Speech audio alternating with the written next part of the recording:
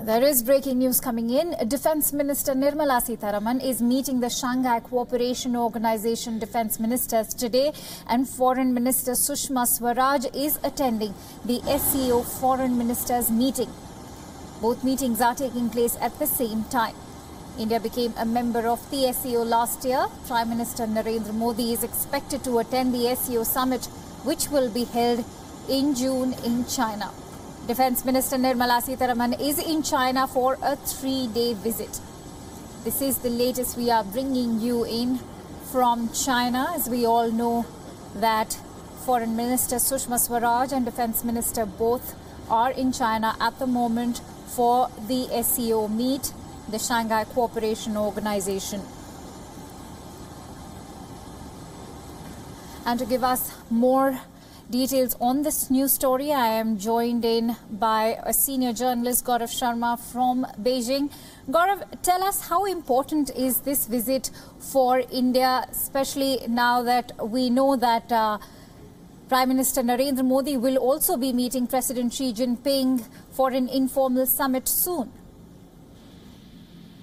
Yeah, if you see, this is an important meeting, and Sushma Swaraj is the meeting of SCO foreign ministers is on at the State Guest House in Beijing, and there will be multilateral issues which will come up, because let me tell you, this will not be one-on-one meet. So yeah, there will be many issues and security issues which will come up at the meet of the foreign ministers of SCO member countries, and Wang Yi has already made a speech, and in a short while, India's External Affairs will also make a speech at the meet.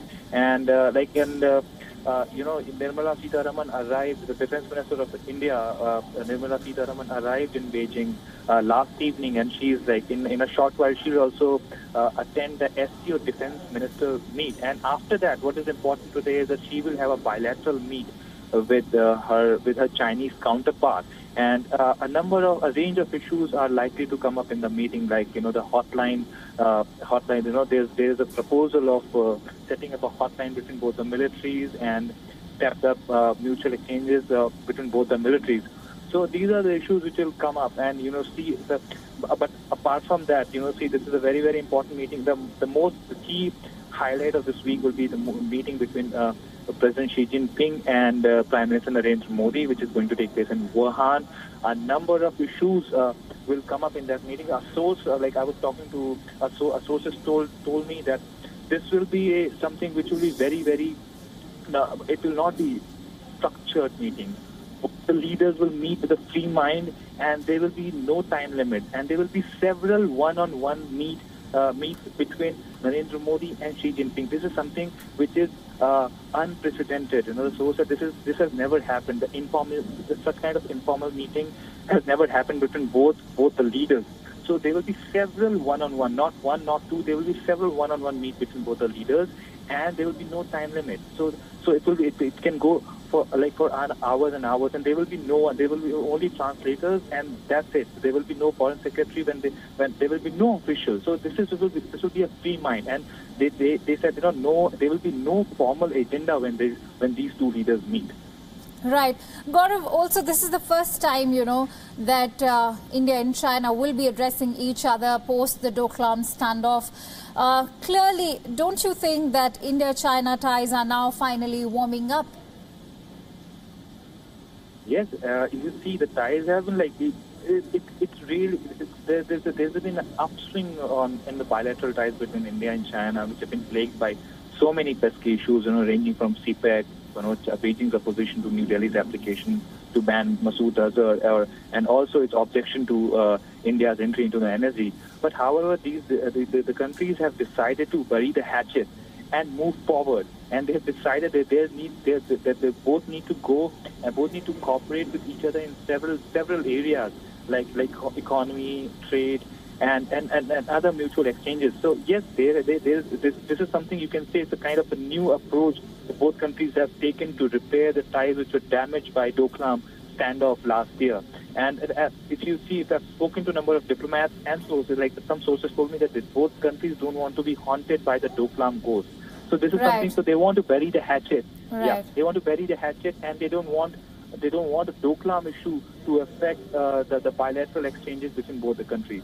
Right. Gaurav, also you mentioned that, they do not want to revisit the Doklam issue. They don't want it to haunt the ties again. Interestingly, Pakistan is also a new entrant to the SCO along with India. What kind of a role do you see coming in from China in terms of India and Pakistan's relations? I would like to tell you, last year we had spoken to the Vice Foreign Minister when on the occasion of India and Pakistan's admission into the SCO, and the minister had actually categorically made it very clear that we cannot let it become another SARC. We cannot let this forum become another SARC. They'll say China and India and Pakistan, they have their bilateral issues.